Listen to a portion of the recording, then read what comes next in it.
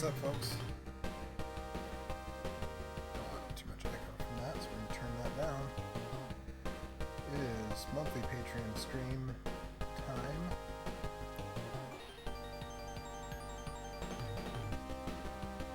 And we're doing this.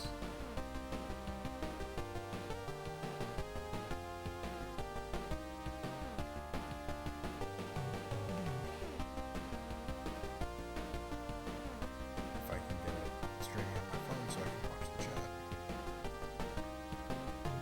That would be as well.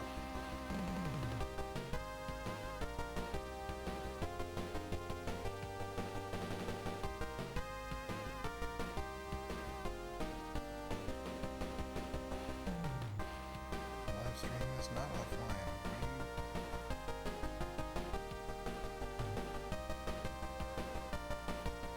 There we go. Alright, now I can see what all you fine people put in the chat. And since the title of the stream and the description of the stream says I'm doing Zonk, I'm doing Zonk first. But this was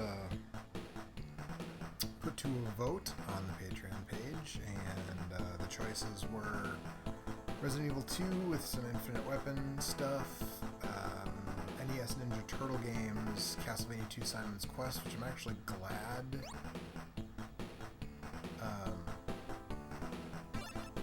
people didn't choose because I finished it last night,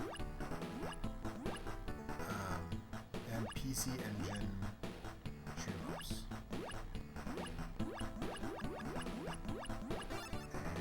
And PC Engine shoot-'em-ups is what won. So that's what we're doing. Snarcast Productions says, how's it going? Joe, by the way, the mic seems very low. Well, the mic is as loud as OBS will let it get, so I can get a little closer to it, if that helps, but that's going to be all that I can really do. I need to get an amp for this mic.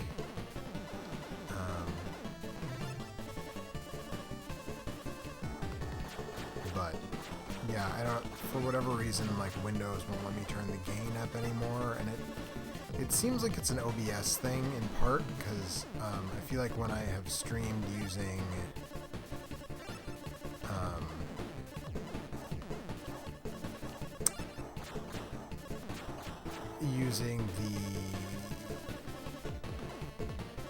the Elgato software, it's louder, but the layout options aren't as good, in my opinion.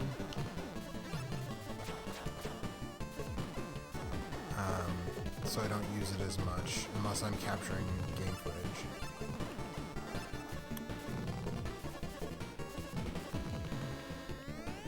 But I probably should, because people have mentioned audio levels in the past.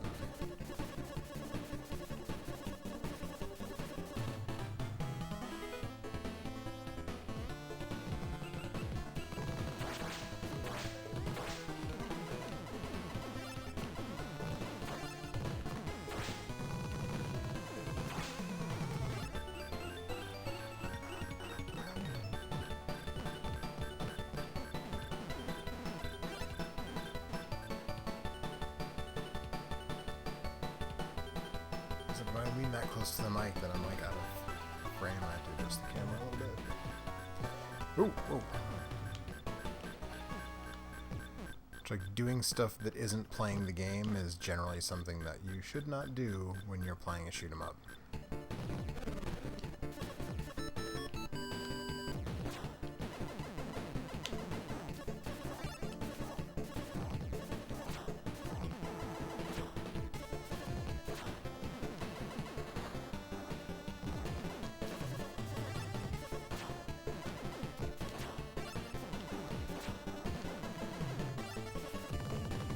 So this is one of those games that I feel like I should be more familiar with.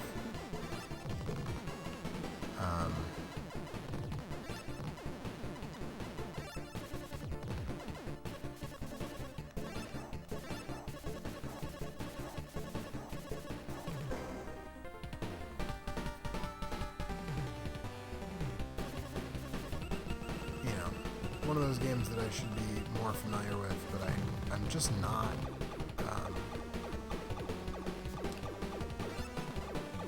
And it's hard to say exactly why.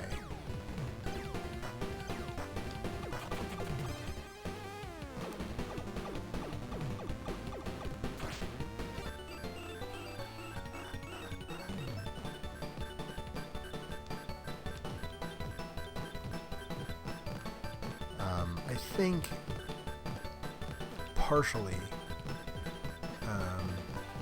well, certainly partially it's because I did not have a Turbografx or a PC Engine as a kid, and I've talked about this on Q&A videos and stuff before, but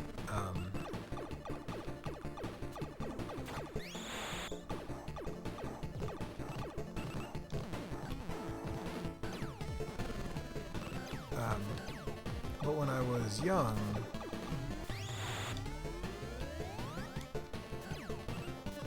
I wanted a PC Engine, or I wanted a Turbografx really badly.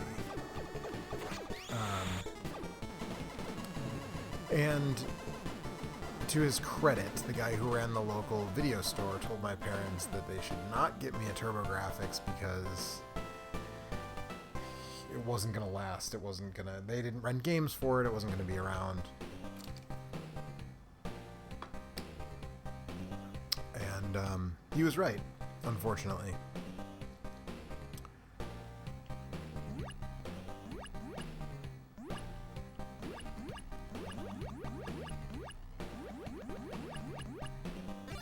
And so I didn't have a PC Engine until about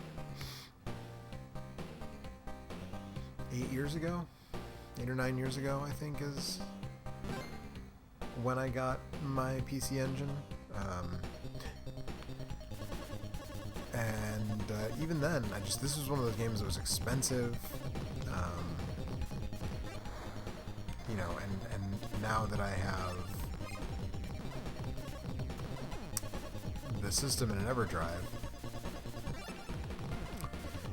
I'm all good. But you know, I was aware of this game. I had played it a little bit, but I never really sunk a ton of time into it, and I like it. But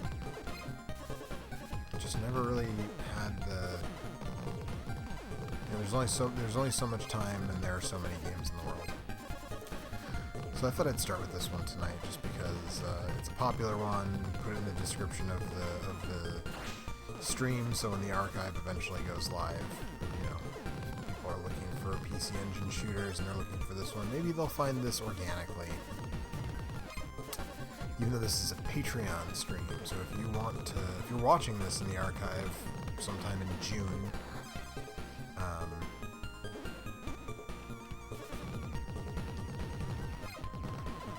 boy, I could really stand a power up just like any time now. I do appreciate that Zonk shoots rockets out of his feet when stuff's behind him to take it out. Anyways, if you're watching this on an archive and you want to check these out live, just $1 per video on Patreon. Patreon.com/onthestick will get you hooked up with these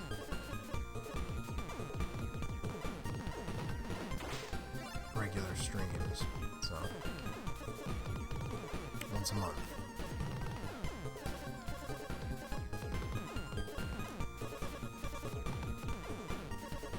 Oh boy. There's a comment in the chat, but it's hard to shoot them up and look at the comments at the same time. Oh, jeez. Is that a game over? Might be a game over. That's a game over. Let's see. Snarkcast Production says, I don't think many people did have one back in the day because NEC's marketing was weird. I had to drive up to Pittsburgh, about 100 miles from my house, to see it in action. So that's something I heard about after the fact, because I grew up in a major city. I grew up in Milwaukee. We'll do one more continue, then we'll switch games. Also, if anybody has any requests of games they want me to play, PC Engine shoot 'em ups they want me to play, put it in the chat and I'll play it. It has to be a Hue card game though. I don't, or it has to be a disc game that I own, which would be, let's see, CD shoot 'em ups that I own. I have a bootleg copy of Sapphire. I have El Dis. I can't remember what other CD games I have that are shoot 'em ups. So, but if it's a Hue card game, no problem, because I got the old EverDrive plugged in here. So, but yeah, that's a thing that I had heard about that, you know, quite a bit recently. That like they didn't market outside of major cities, which is a weird strategy. It's a non-strategy kind of really. But we had this scheme, some friends of mine and I had this scheme of like, okay, you know, one of us will get a Super Nintendo and one of us will get a Genesis and one of us will get a Turbografx, and then we'll be able to trade games and hang out at each other's houses and play the different systems, and we'll all have access to all the video games. Which in theory was a good plan, but in execution didn't work out because my parents wouldn't let me get a PC Engine or a Turbografx because, again, the sort of sage-like advice of the local video store owner, which was a big factor because that's how I played most of my games, is I rented. I didn't own a lot of games as a kid. I think at any given time I probably had, you know, maybe 5 to 10 games for each of the systems I own. You know, we rented a lot. We rented. And, you know, I usually had to trade in my old systems when I got new systems, generally speaking, although I was also one of those kids who had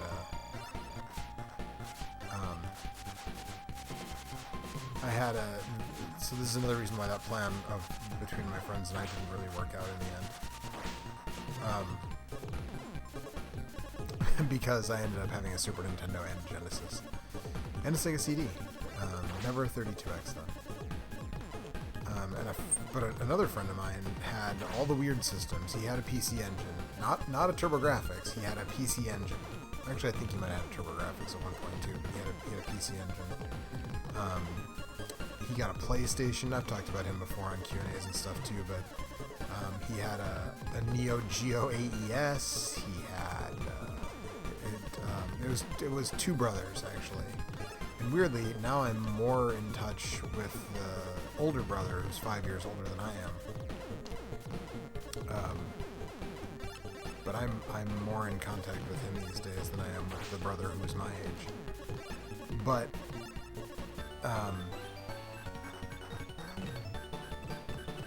okay, so each of these companion characters, when you get the second power-up and you merge with them, the attacks are different. They don't seem all that powerful, though. I don't know, maybe it's me.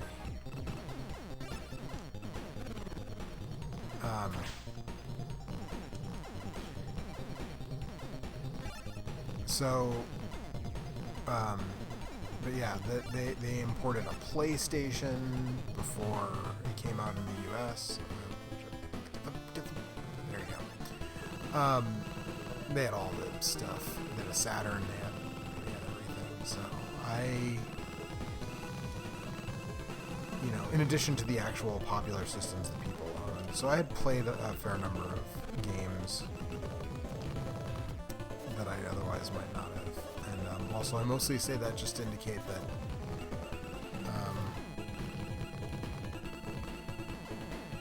you know, there I guess could be an argument that if I had a Super Nintendo and a Genesis, I was a spoiled kid, but I'm just trying to point out that there are kids more spoiled out there than me.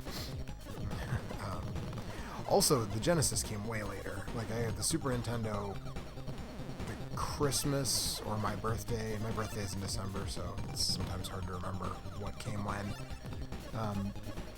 but I got the Super Nintendo the December after it came out, and the Genesis came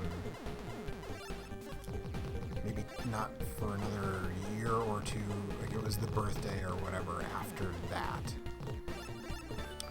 So,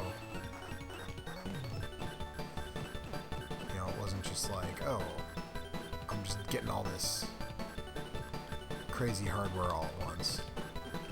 But now I'm an adult and I can spend my money on whatever I want within reason, because I'm married and I do have you know, a rent payment and everything, but I can spend my expendable income in whatever way I want. So now I have a PC engine, and now I have the weapons in this game are ridiculous and completely awesome. So I have a PC engine. I have many more than 10 games for any given system that I own. All that kind of stuff. But yeah, NEC's marketing plan was, this is a garbage bag that's shooting flies at me. This game is weird.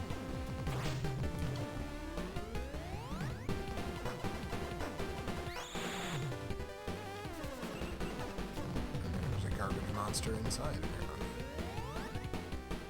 Oof, those charge shots are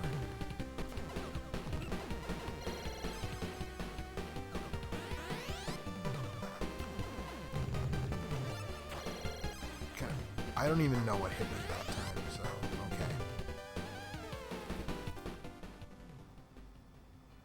Snarkast, as I take it, he was the importing type. Yeah, they were, those two brothers were definitely the importing types.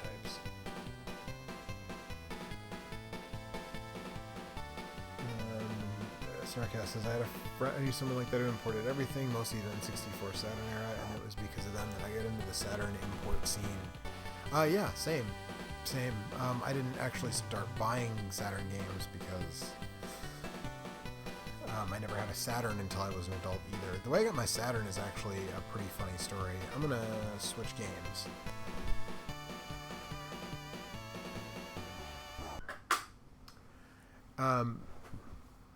If there are requests, now is the time. Otherwise, I think I'm just going to play Blazing Lasers if there is not a request. I'm on a stream delay, so I'll give that a few seconds while I tell the story. The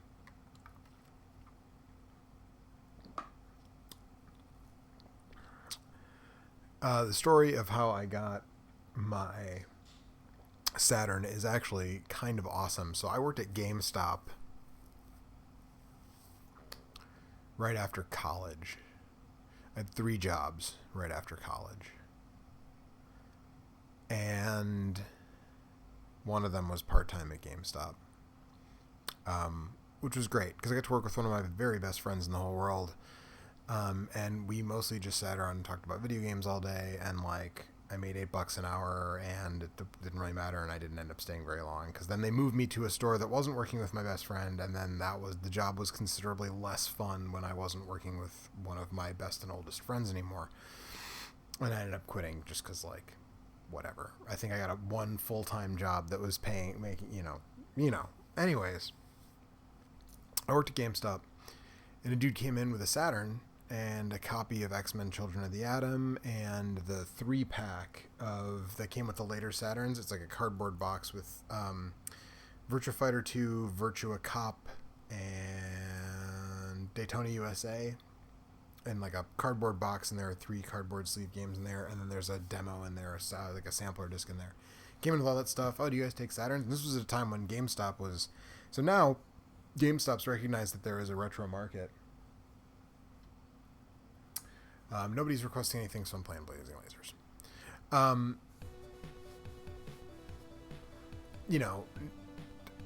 GameStop now recognizes that there is a market,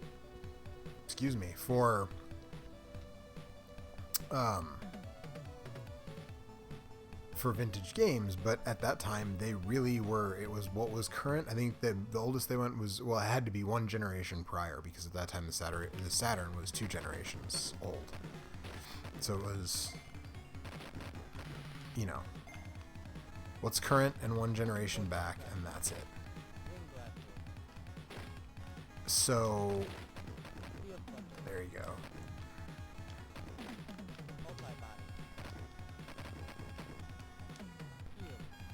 You know, so just being current and one generation back,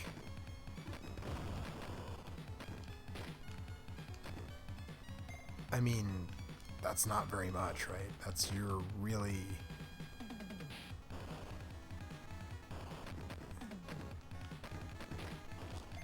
you know, you're really limiting yourself.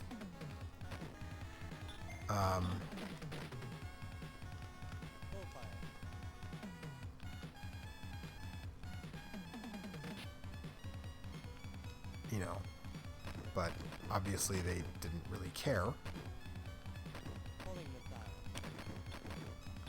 I did not want to get that.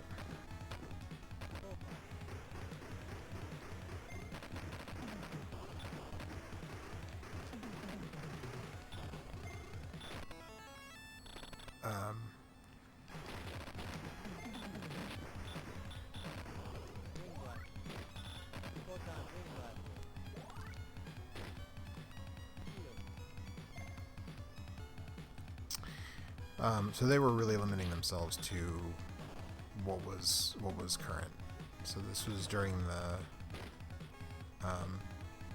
pretty sure the 360 and the PS3 were out by that point. By the time I worked at this place, yeah, because it was after college, so it must have been. So,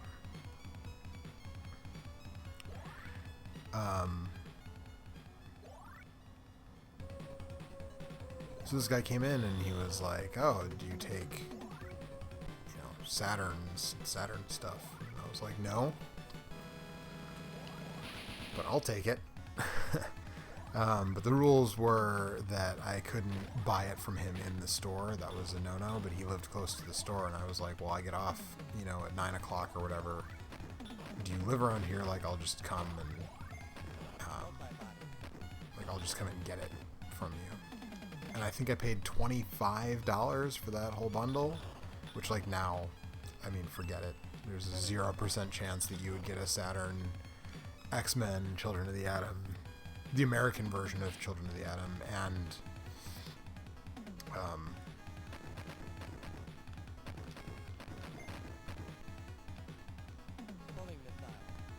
you know, the 3 layer pack-in games for $25. But I managed. Snarkcast Production says, I actually got mine the day it launched. Ended up being a huge impulse buy, but I was left with that games for most of the summer. I mean, it had to be an impulse buy, right? Because nobody knew it was coming out that day. And one of the all-time great blunders of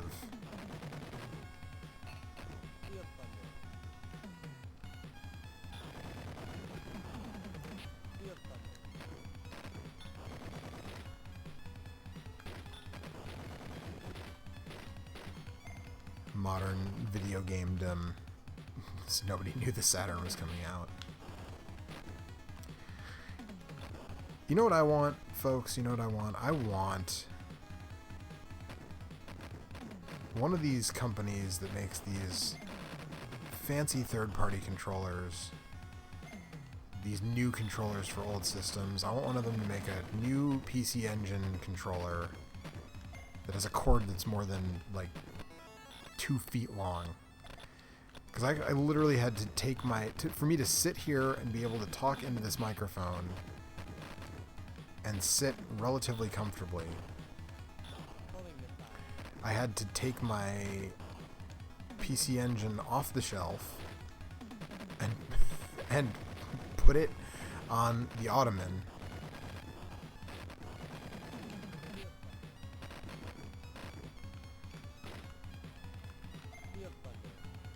so that it was close enough for this tiny controller cord to reach. That's what I had to do. So, you know, I have a NES controller from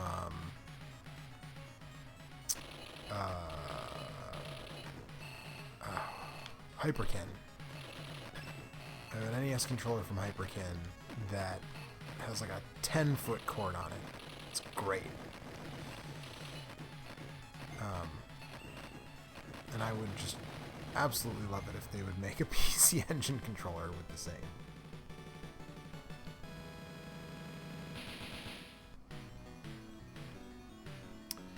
Snarkcast says, I walked by and saw it was there and bought it. By the way, $25 is a massive steal. I just checked East Starland and they're selling for $95. Well, this was probably 13 years ago at this point. But still, I mean, yeah, it was a bargain for sure, even at that time. And it hasn't failed me yet, and I'm probably going to put an optical drive emulator type solution in it soon. I'm basically waiting on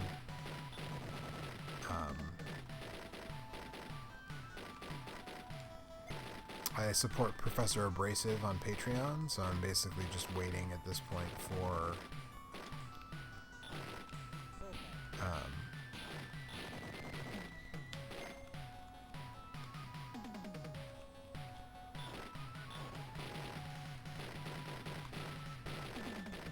the satiator to be done.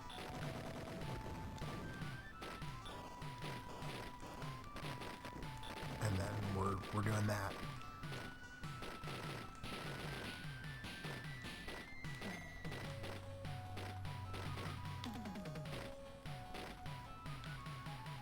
I have 15 bombs. I should probably start using those occasionally.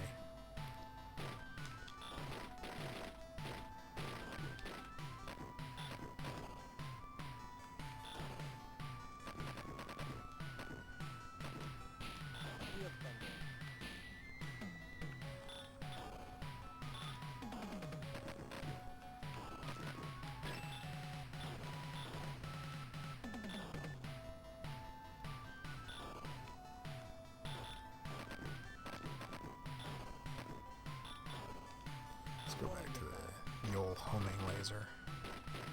Or homing missiles, I should say.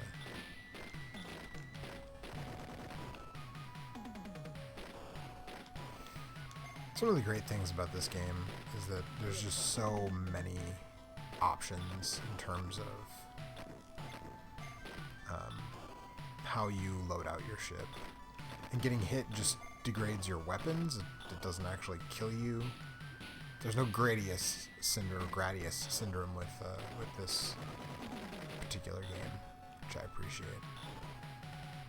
Although I like the Gradius game. I feel like I like the Gradius titles more than a lot of people who really, really like shoot 'em ups.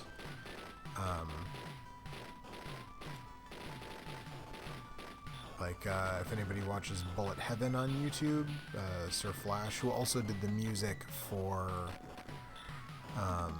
the recent M2 documentary that My Life in Gaming did, which was fantastic. And the weekend that went up, I actually was hanging out with Corey from My Life in Gaming at the Cincy Classic.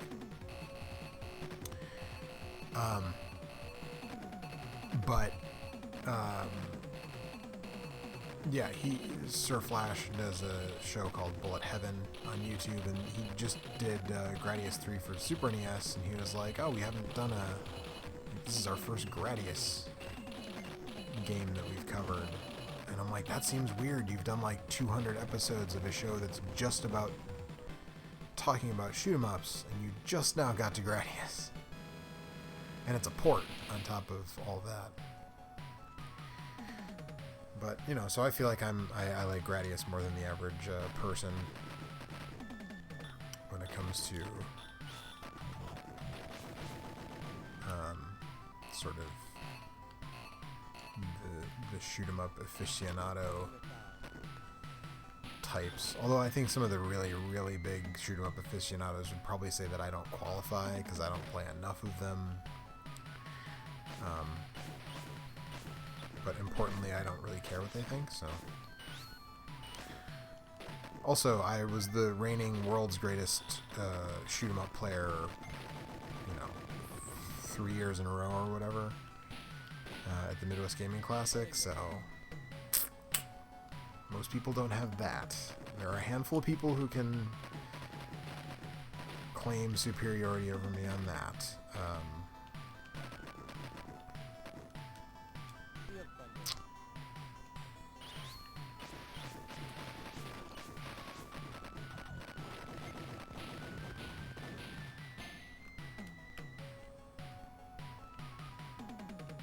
In fact, this game was one of the games in the first World's Greatest Shmup. I hate that word. Some people like it, some people embrace it. I hate it. I feel terrible just saying it, but that was technically the name of the tournament, the World's Greatest Shmup Player, originally, and then it later became the Worldwide Shmup Open, and then it became too niche to keep doing, so they stopped doing it. But this was one of the games in the first tournament that I played in, and that was at the 2007 Midwest Gaming Classic. Or maybe it was 2006. That might have been 2006. I don't remember. I've been to many Midwest Gaming Classics in my time.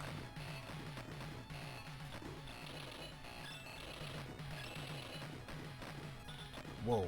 Something hit me. I don't know what it was or where it came from, but something tagged me. Snarkcast says, hey, I'm up there too when it comes to Gradius. Cheers. Gradius rules.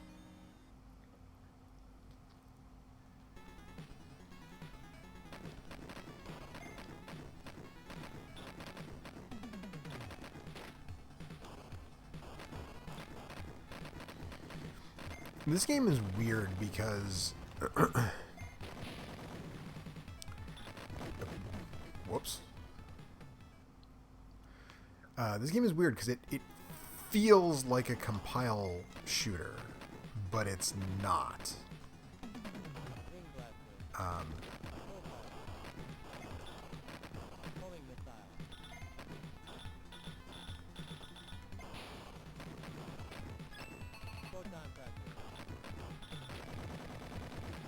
It feels a lot like a compile shooter, but it isn't. I believe it was developed internally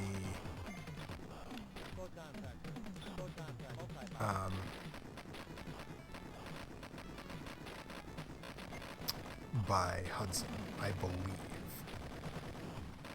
But it really, really, really feels compile-y. For lack of a better adjective, feels compile-y.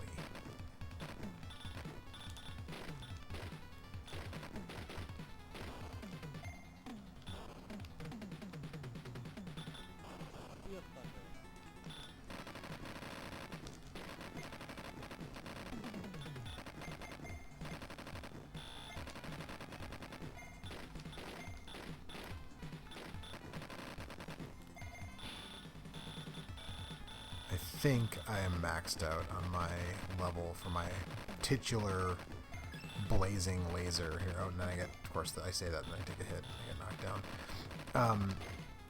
Also, something that people may not know about this game.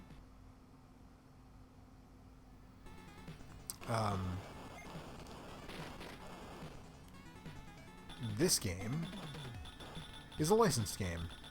This is based on a Japanese science fiction movie called Gunhead. So when you talk about sort of you talk about trying to play a shoot 'em up and talk at the same time. When you talk about the pantheon of licensed games that don't suck, this is one that you can go ahead and throw right on in there, because this is a licensed game that doesn't suck. This is based on a Japanese science fiction movie. Of course, the title, nobody in the US knew that at the time, of course, because the movie was not released in the United States, to the best of my knowledge. I mean, who knows? It might have come to VHS at some point, but the title of that was probably changed too, so who knows, right? But,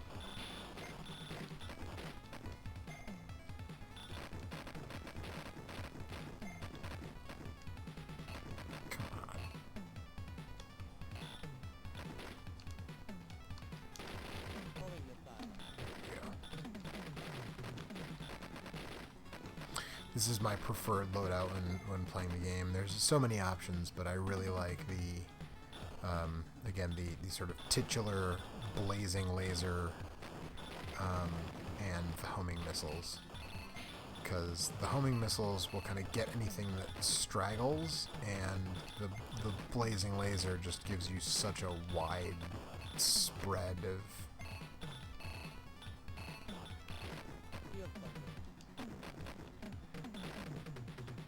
damage that you can do.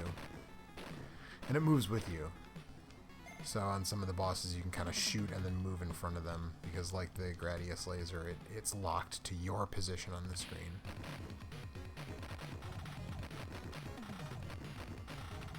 Yeah, but like this guy, I don't have to be in front of him at any point and really put myself in harm's way, except on just crossing.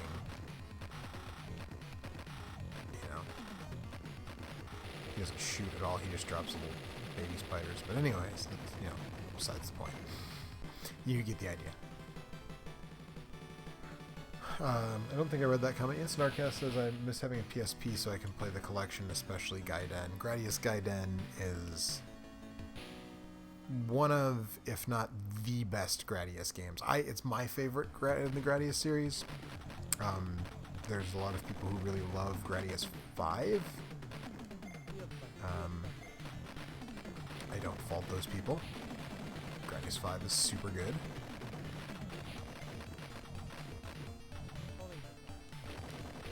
So this is what a fully upgraded ship looks like in Blazing Lasers, by the way.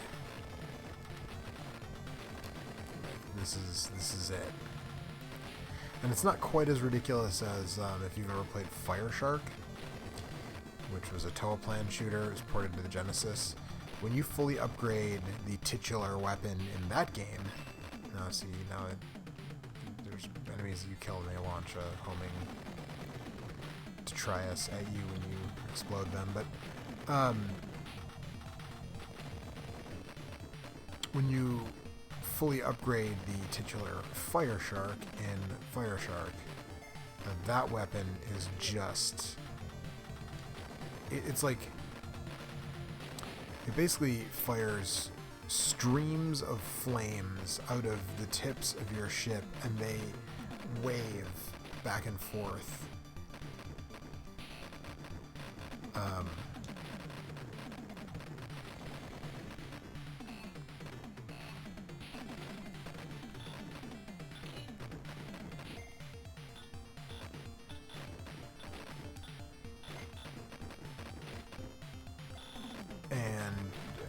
It's just, the game almost becomes too easy when you fully upgrade the Fire Shark in Fire Shark.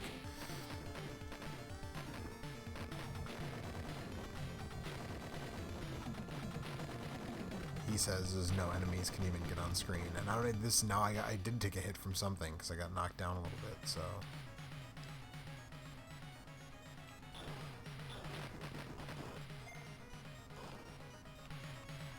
Is the requisite body horror section of after Life Force popularized the weird David Cronenberg body horror in a shoot 'em up, in a space shooter, then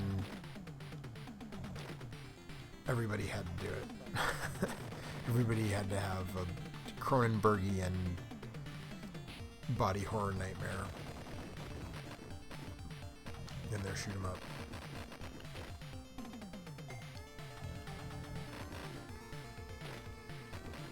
Let's switch it up. Let's take the...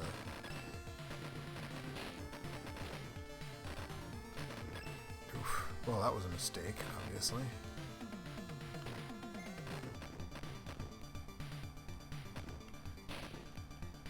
That'll teach me to deviate from my normal loadout and setup.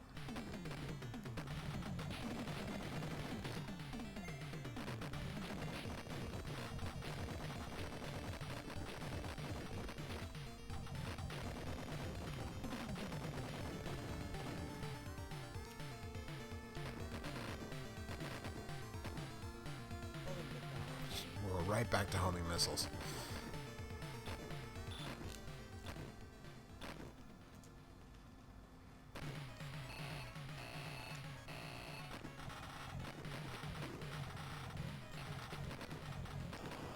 Hey, it's William Birkin. Sorry, I've been playing a lot of Resident Evil 2 lately. Oh, hey, and if you're watching this live, well, I guess either way, but particularly if you're watching this live and you're a Patreon backer, you're gonna have the new Same Name Different Game maybe tonight, depending on how late I'm up. Depends on how long it takes to render and upload, or tomorrow. So look forward to that.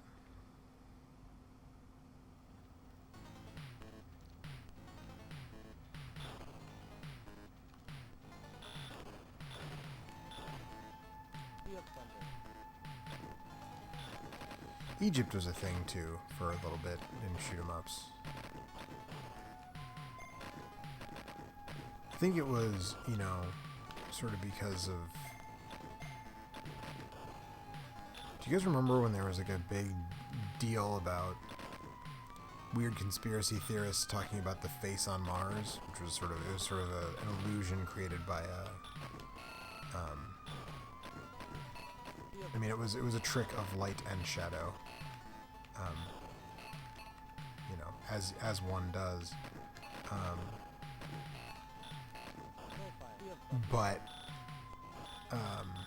people were like, oh, look, there's a face on Mars. It looks kind of like the Sphinx face. Therefore, Martians built the pyramids. And I feel like that was right around this time that was a thing. And so I think that's where the Egypt themes in some of these games came from. Eesh.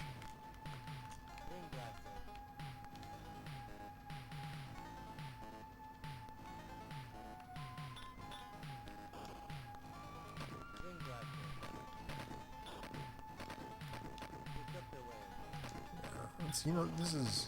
Oh, no. I was going to say, the only weapon I haven't really explored a little bit is that sort of wave fire weapon, but then the old laser popped up, and so I grabbed it.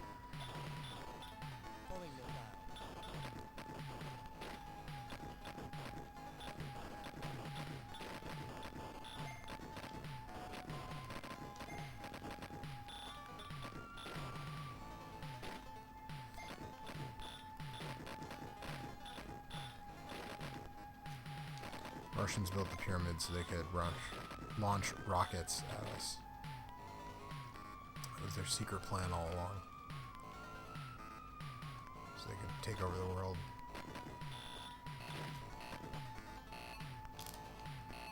Come on. Come on. There we go.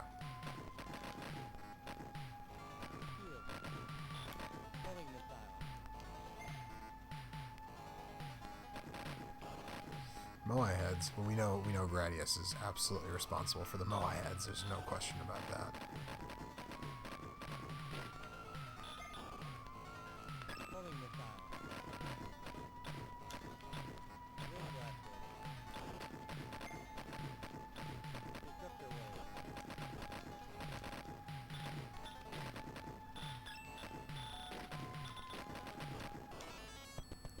Yikes.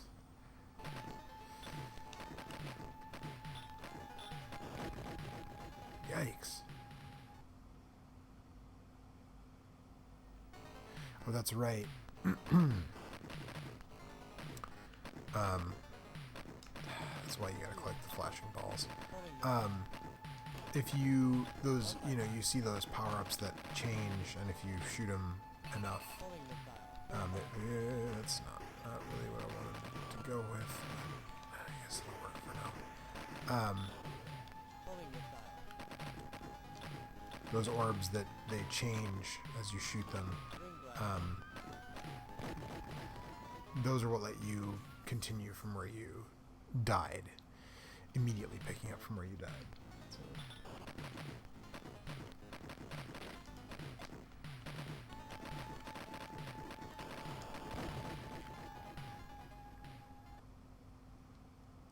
I just got bad at this game all of a sudden. Oh, Snarkcast says, number 5 is really good. Treasure did a great job with it. The ironic thing about Gradius 5 is it's the only game in the series without Moai heads. That's true, and some people like hold that against it in a weird way, which I think is a little strange, but you know, you do you. If the Moai heads are that important to you. I mean, I like the Moai heads too, right? But it's just like the game is super good, whether it has Moai heads or not.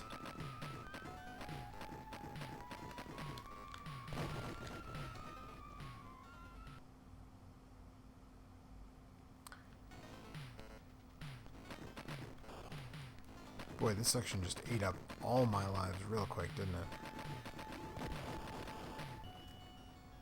There we go. Which means we're going to change games again.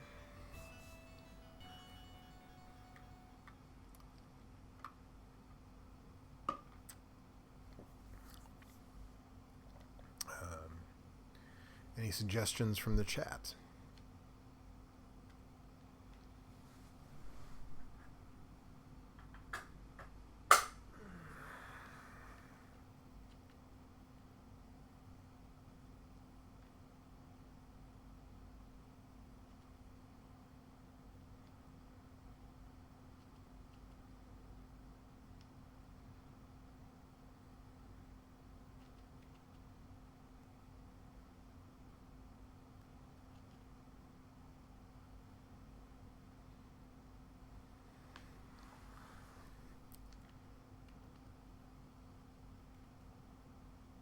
I don't know why there are some US games in that folder. There shouldn't be, but nothing from the chat. What's in this folder? I always forget. So yeah, somebody started porting NES games to the PC Engine, and I'm not actually going to spend any time on this, but just for the sake of kind of showing.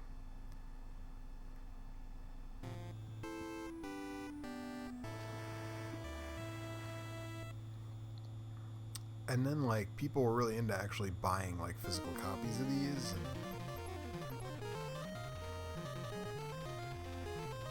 And boy, those are a lot of real unpleasant sounds, aren't they?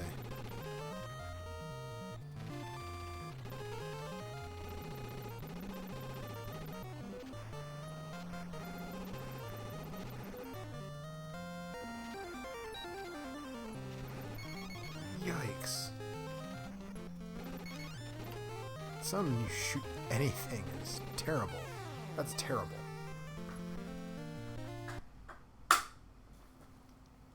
But yeah, people were into grabbing those up for whatever reason. They were making physical copies, and I never got that. You know, especially given whatever was happening with the sound in that port of Contra. Yikes. So since there are no suggestions from the chat for what to play next, I'm going to play Download. Which is like sort of weird Akira vibes in terms of the art style.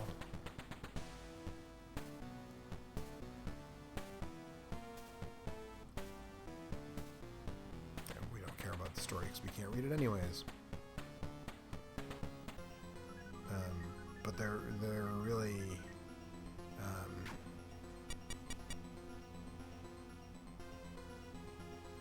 there really are some Akira vibes up in here. I don't think the art was actually done by Katsuhiro Otomo, but they want you to believe it was.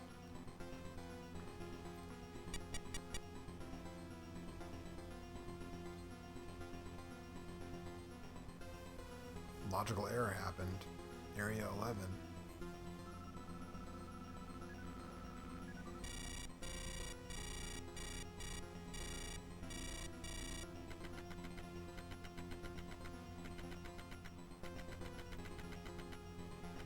Probimatic health good. Okay.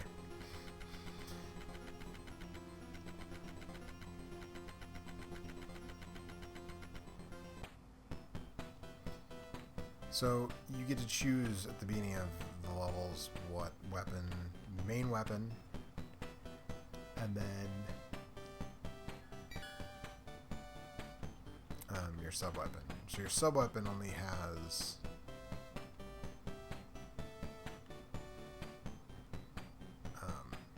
a limited number of shots, 96, 6, 15, depending on which you use. And your main shot has infinite fire. So we'll start with the basic loadout.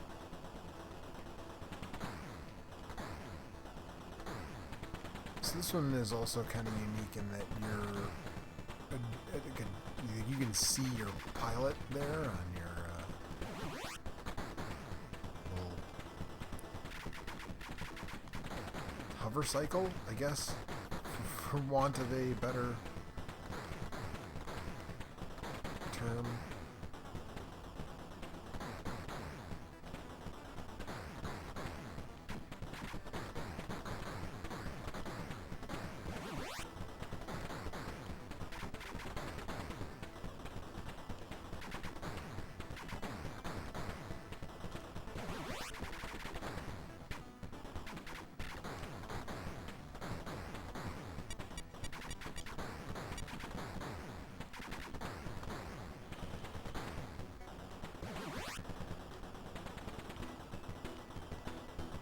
This is another one where if you take a hit,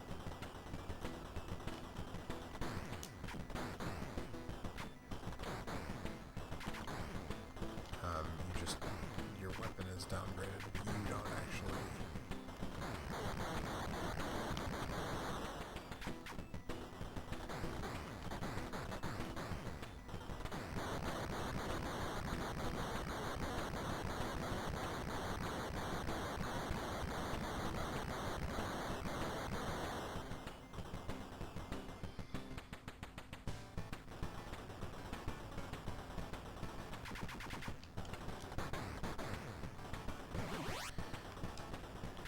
So if I'm not mistaken, see, now I don't remember, so I don't want to say because I'm going to be wrong, but I don't believe the PC Engine natively supported parallax, so when you see these, you know, the foreground is scrolling a little faster than the background, that's a software trick. Yikes, this one gets hectic fast. I cannot fuck up for this. Oh, I don't get to mess with my loadout if I continue though. Okay, well.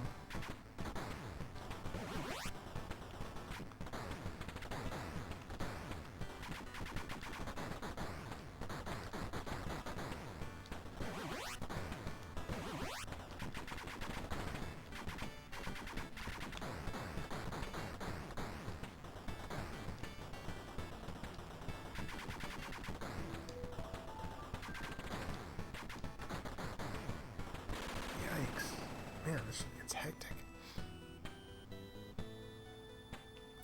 I'm gonna game over just because I want to mess with my loadout and see, you know.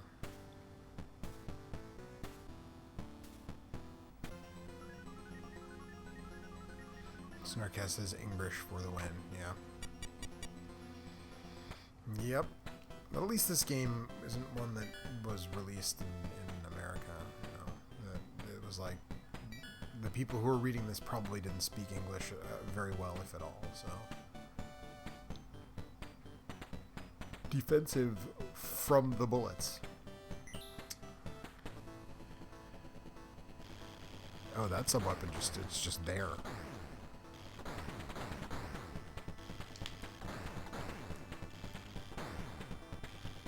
So does that mean if I take a, well, okay, it does, yeah, it goes down by 1 anytime I take a shot, okay.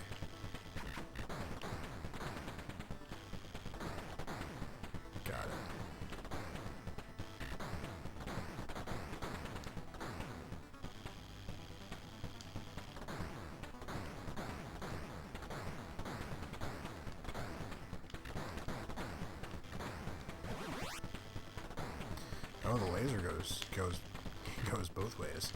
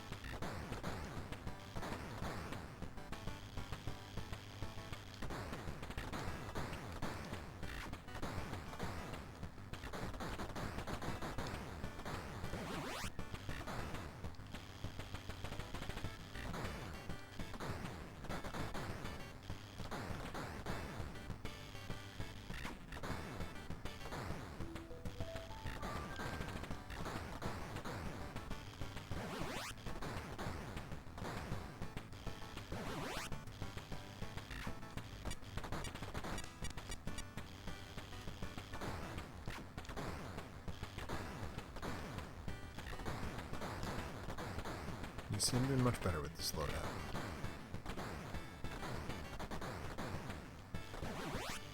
Oh, look at that.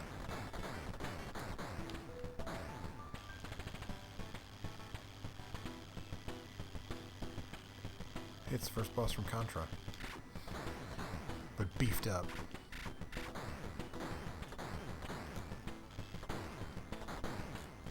Uh-oh.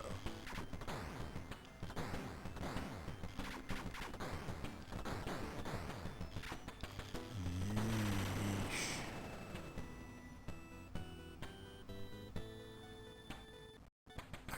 That got very tense very fast, and there's sort of a level of sprite flicker kind of makes it hard to fully discern.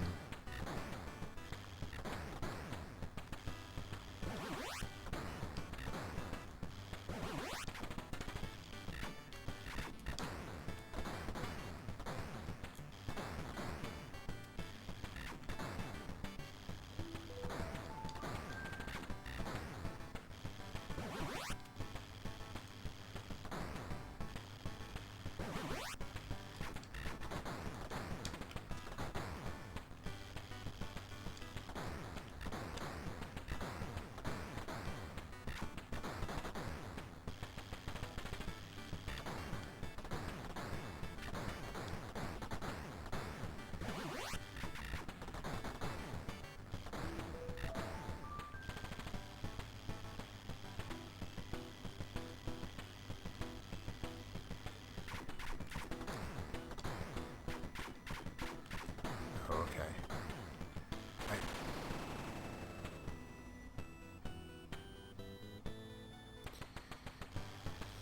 I think I get the pattern now. There's just a lot going on there, man.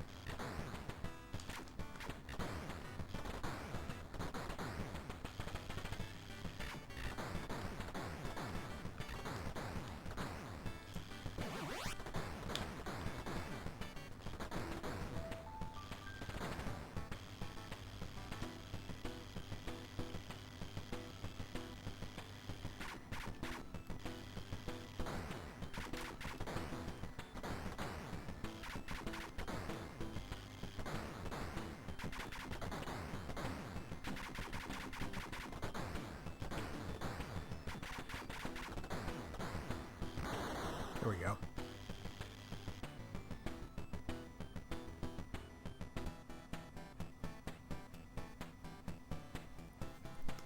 Oh.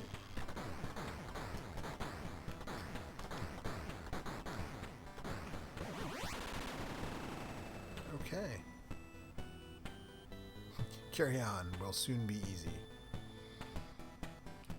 I don't know if I like that as much as I cannot fuck up for this.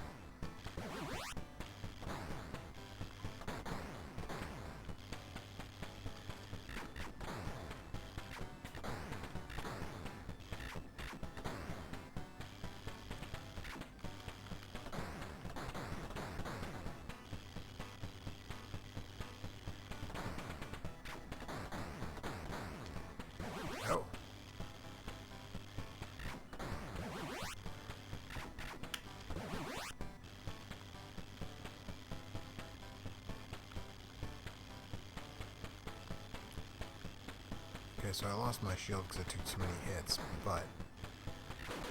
Bah!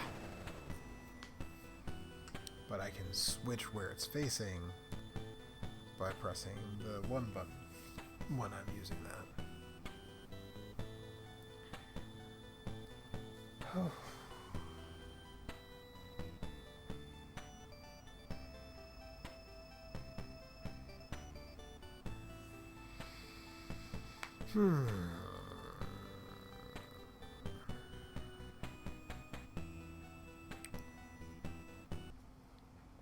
Oh, I guess there was a timer there.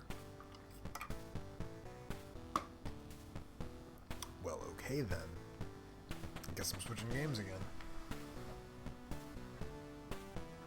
I mean, this is the nice thing about saying that I'm playing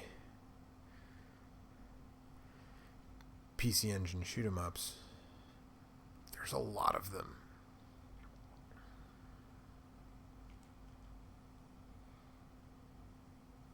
And in fact, we're going to play this one about a cute little dragon. Because there's always room for more cute 'em ups.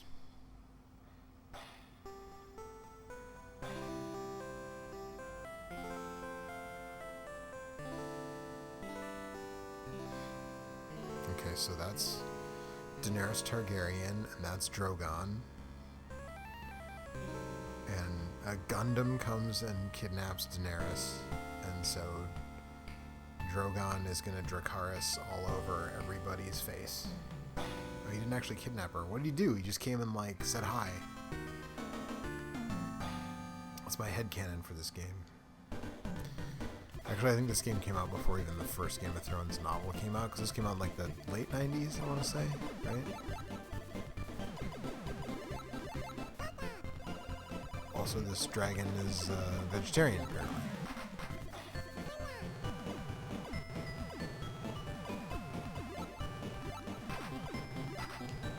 Everything I murder turns into fruit.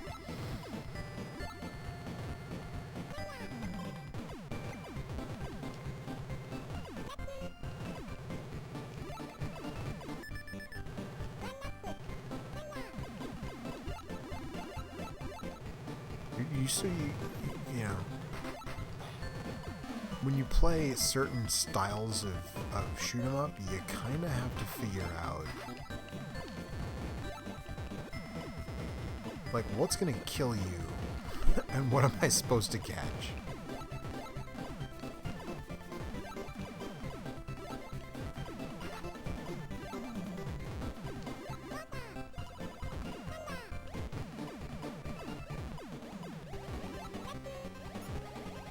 So apparently all the different card suits are different secondary weapons. So the diamond made me small. Oh, that's... The heart gives me 2 little protectors who bat away projectiles for me. And actually the way they do that seems sort of borderline overpowered given...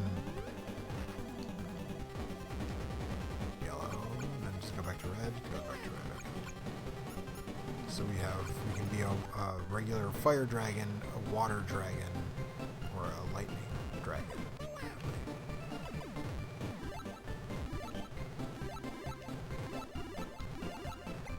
Okay, I guess let's find out what the club does.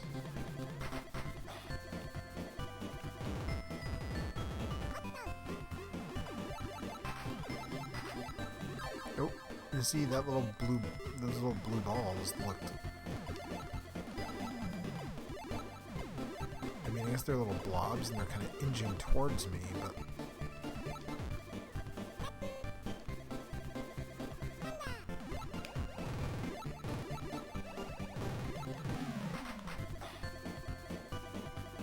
And I guess killing that chicken gave me a secondary dragon to help me out. There is so much going on.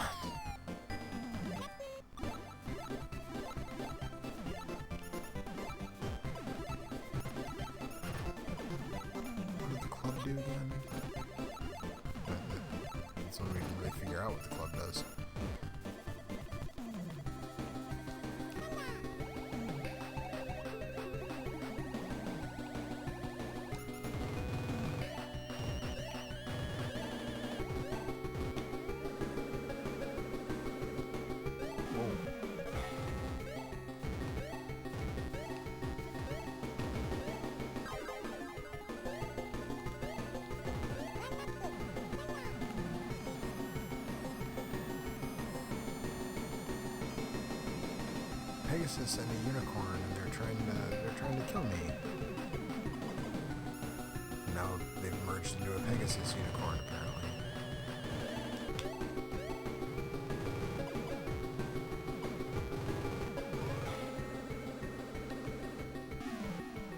I've had about enough of your nonsense.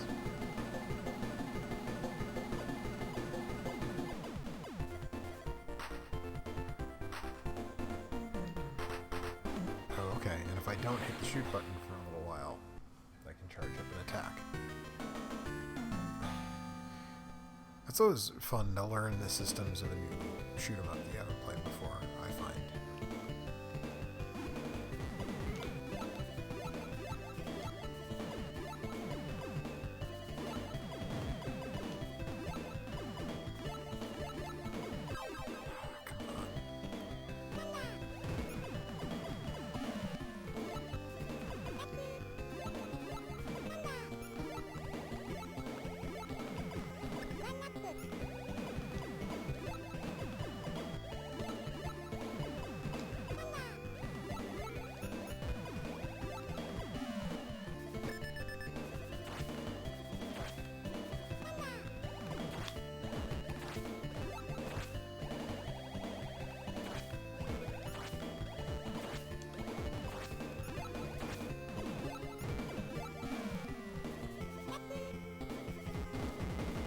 So the diamond makes me small.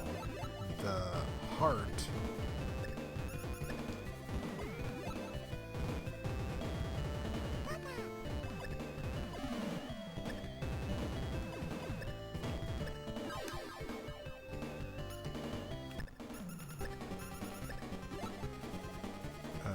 makes me small. The heart gives me the shield of the little baby dragon. I mean, I'm a little baby dragon, but even smaller baby dragons.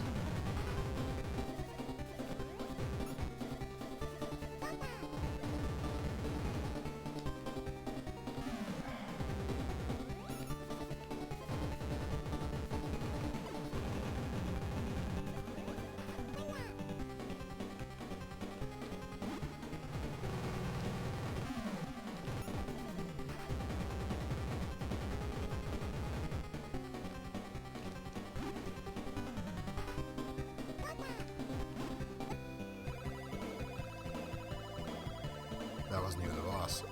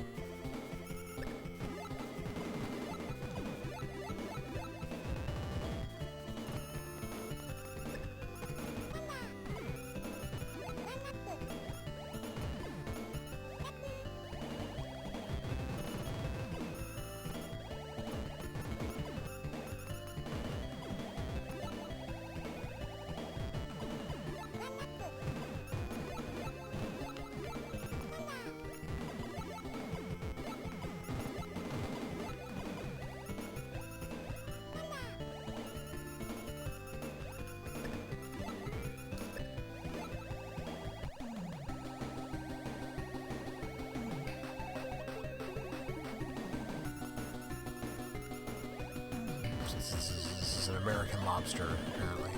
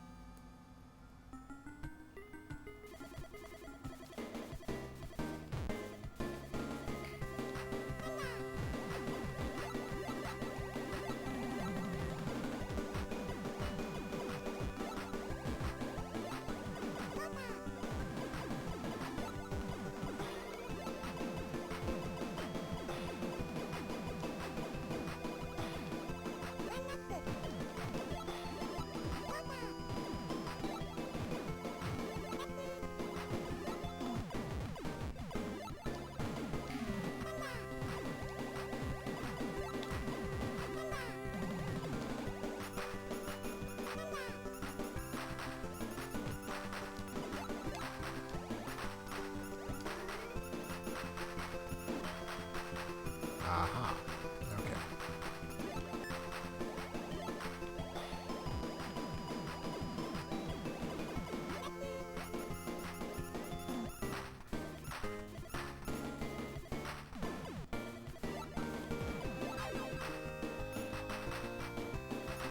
So, the spade apparently does like a screen clearing attack if you hit the 1 button when you're holding it.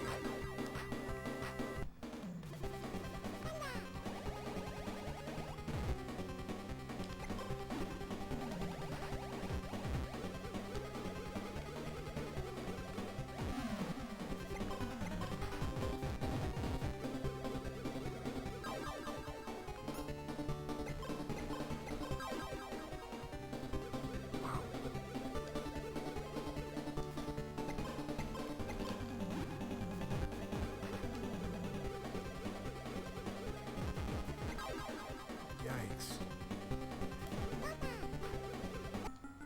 Yeah, get out of here.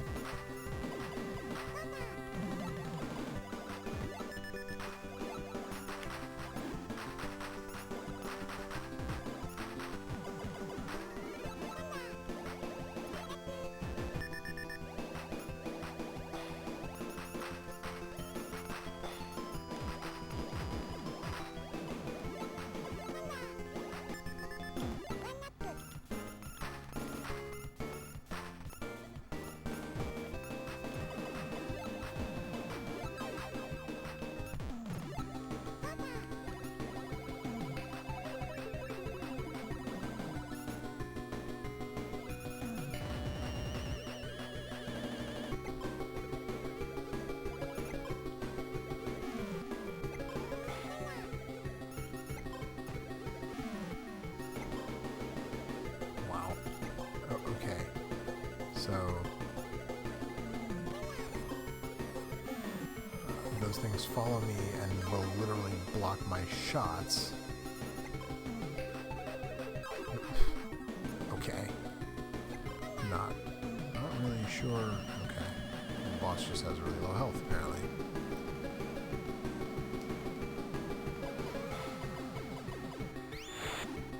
Nope. Until it comes back with a different thing that's going to follow me around and block my shots and make it really hard to score a hit.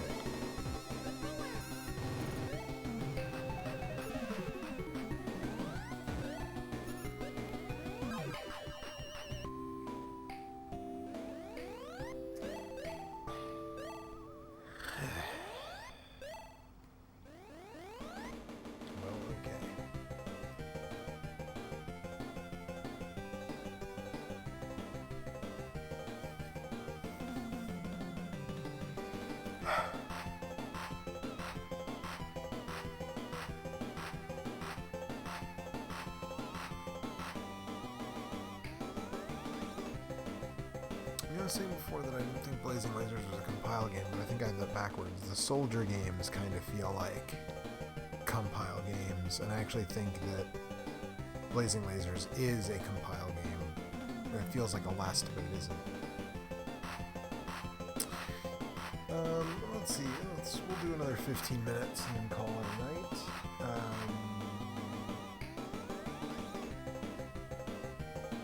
Last chance. Any requests from the chat?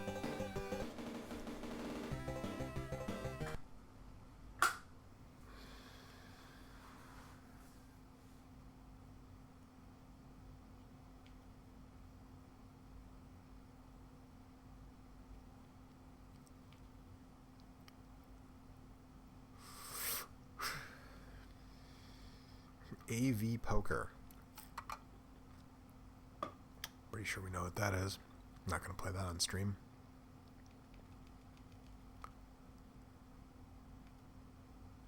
Five in one Family Collection.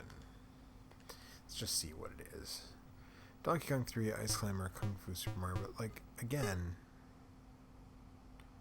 this just seems weird. Okay, this isn't pro wrestling, this is tag team wrestling.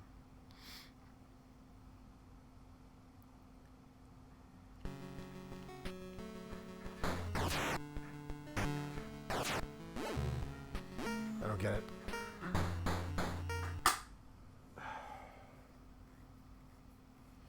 Snarkast Productions says, I'm surprised no one mentioned Magical Chase, and I did check on Blazing Lasers, it was Compile. Okay, I was thinking of the Soldier games are developed by Hudson and kind of feel like Compile games, but they're not.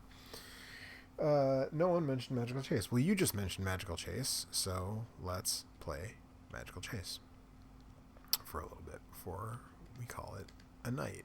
So you could pay like thousands of dollars for this game, or you could just get an EverDrive.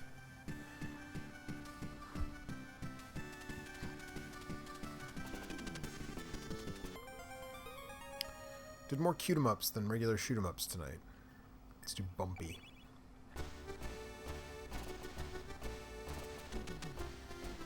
I would say that this game isn't worth what the current asking price is, but here's the thing. Literally no game is worth the current asking price of this game. So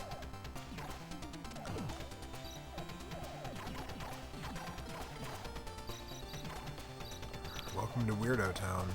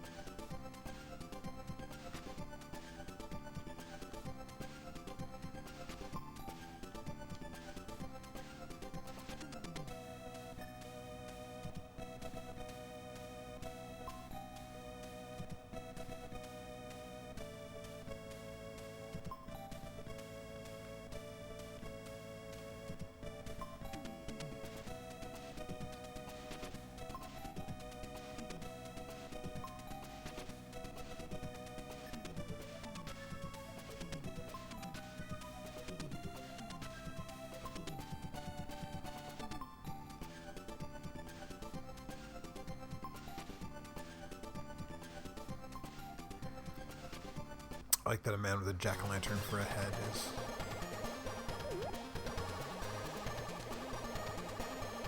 some stuff.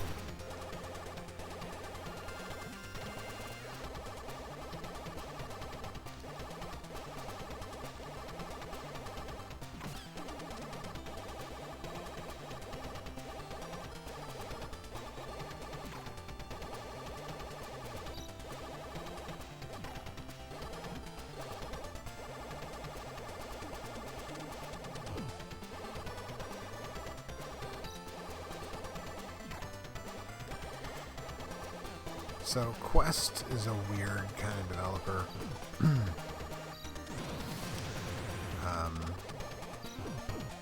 They're the Ogre Battle people.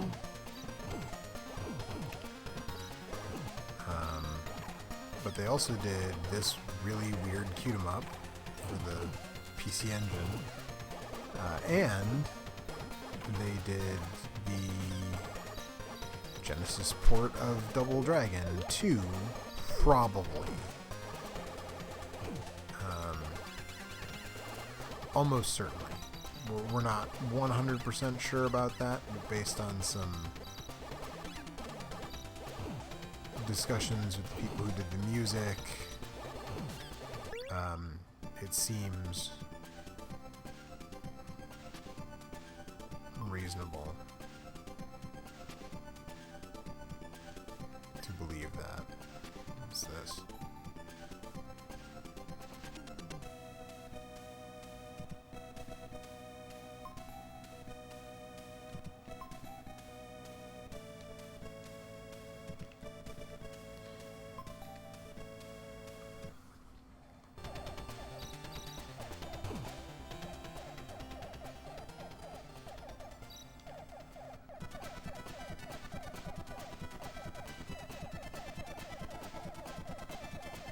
The shop mechanic has a sort of a Forgotten Worlds vibe, but this game is not as much fun as Forgotten Worlds.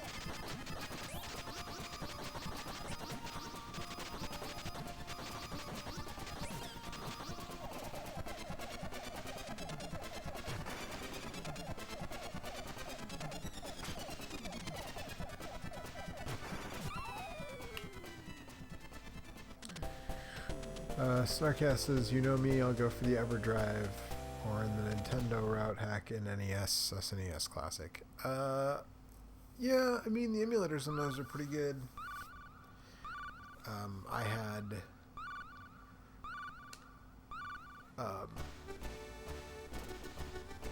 had EverDrives for both my Super NES and NES by the time the classics were out, so that was that as far as I was concerned.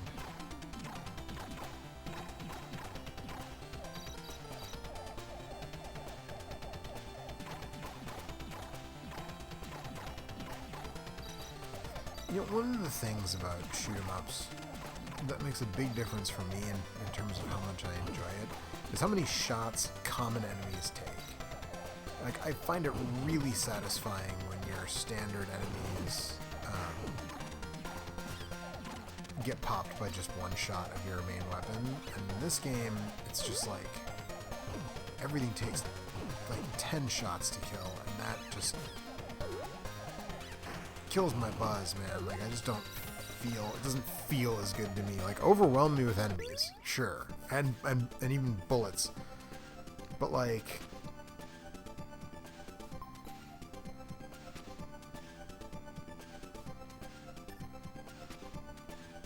you know,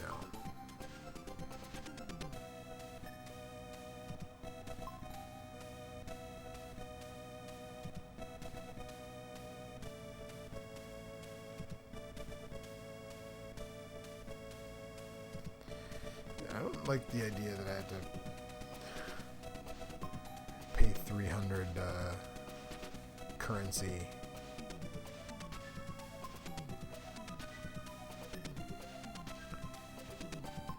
to change the speed of my broom.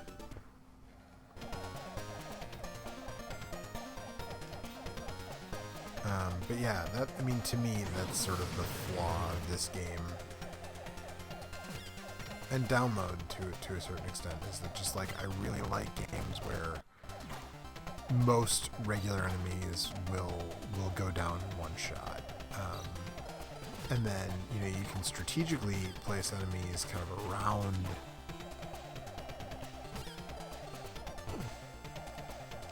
that take more hits.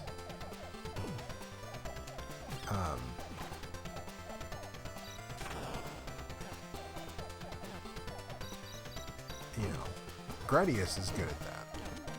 Konami shooters are good at that.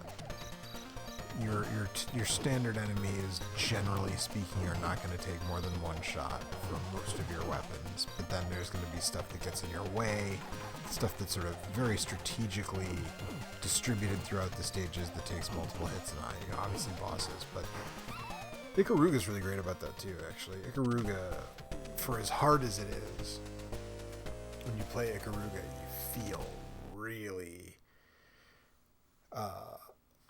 really unstoppable, because your standard gun takes out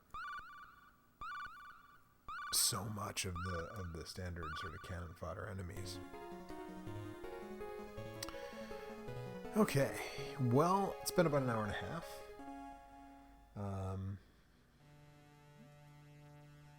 Todd from Snarkast has been the only one, I think the only one who's commented in the chat, but that's cool. A couple people were watching. Hopefully a couple more people will check out the archive. If you're watching this in the archive and you're not a Patreon supporter, consider doing that. It really does help. It helps me get new equipment, new stuff that, in the videos, like, in the descriptions of all the videos, it explains how I capture the footage for any of the videos that I do. And I really, really do pride myself on using original hardware as much as possible, and Patreon donations make that possible to do. I've been able to get and upgrade a lot of equipment to get the best video possible, thanks to Patreon and that kind of stuff, and it really does help. So, consider giving $1 per video. Excuse me.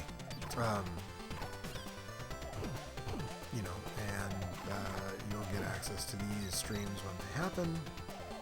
You get early access to new episodes of Same Name Different Game, Obscure Old Games, and 5 Reasons, and any other random thing that I might decide to do. Yeah, that's about it. Thanks everybody who hung out and watched, and thanks to everybody who's watching the stream archive, and we'll see you next month.